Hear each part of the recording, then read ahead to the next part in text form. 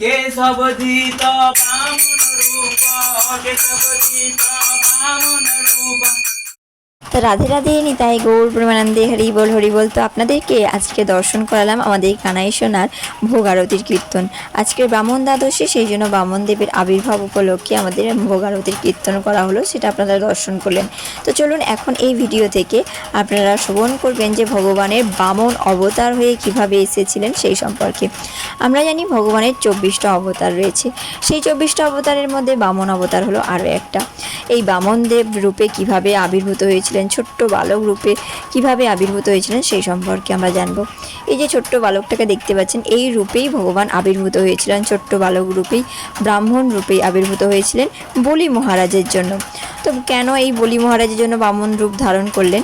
যে নৃসিংহ অবতারে আমরা যখন জানি যে প্রহ্লাদ মহারাজের জন্য নৃসিংহ অবতার হয়েছিল, আর এই নৃসিংহ অবতার থেকেই আরও একটা লীলা প্রকট হয় যে প্রহ্লাদ মহারাজের পৌত্র ছিল বলি মহারাজ। সেই বলি মহারাজও ছিল ধার্মিক, সেই বলি মহারাজের জন্যই ভগবান এই বামন রূপ ধারণ করেছিলেন। তাহলে যদি বলি মহারাজ ভক্ত হয়, তাহলে কেন তিনি এই বামন রূপ ধারণ করেছিলেন? যে এই বলি মহারাজ ছিলেন, তিনি ধার্মিক থাকা সত্ত্বেও ওনার এক সময়ে ইন্দ্রের উপরে রেগে গিয়ে তিনি ইন্দ্রলোক জয় করতে চেয়েছিলেন। তো সেই জন্য তিনি যজ্ঞের মাধ্যমে ভগবানকে তুষ্ট করে ইন্দ্রলোক জয় করতে চাইলেন। কিন্তু এদিকে ইন্দ্র ভগবানের কাছে এসে জানালেন যে ভগবান, যে বলি মহারাজ আমাদের দেবলোক জয় করতে চাইছে। সবাই দেবগণ সবাই বলছে, ভয়ে ভয়ে আছে যে ভগবান আপনার উপরেই একমাত্র ভরসা, আপনি আমাদের সাথে বলুন যে কোনো একটা উপায় বের করুন যাতে এই বলি মহারাজ আমাদের দেবলোক না জয় করতে পারে। তখনই ভগবান ছোট্ট বালক রূপে, ব্রাহ্মণ রূপে বলি মহারাজের কাছে গিয়ে বললেন যে আমাকে কিছু দান দিন। তখন যে বলি মহারাজ দেখলো যে যেহেতু আমি যজ্ঞ করছি, ব্রাহ্মণকে দান দিতেই হবে, তো তখন বললেন যে আপনি কি চান? দেখলেন তো বাচ্চা, ছোট বাচ্চা বালক রূপে এসছে, সে আর কি চাইবে।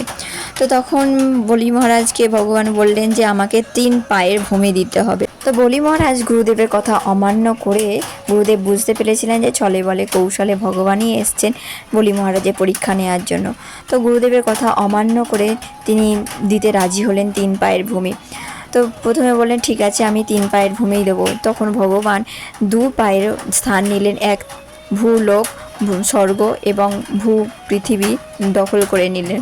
তারপর 3 পায়ের ভূমি চাইতে তখন বলি মহারাজ তো কোথায় 3 পায়ের ভূমি দেবে, তখন নিজের মাথাটা বের করে দিলেন যে ঠিক আছে 3 পায়ের স্থান আমি আমার মাথা দিলাম।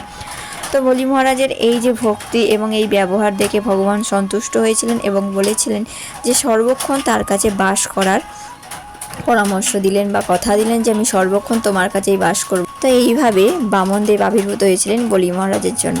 জয় জয় বামন দেব।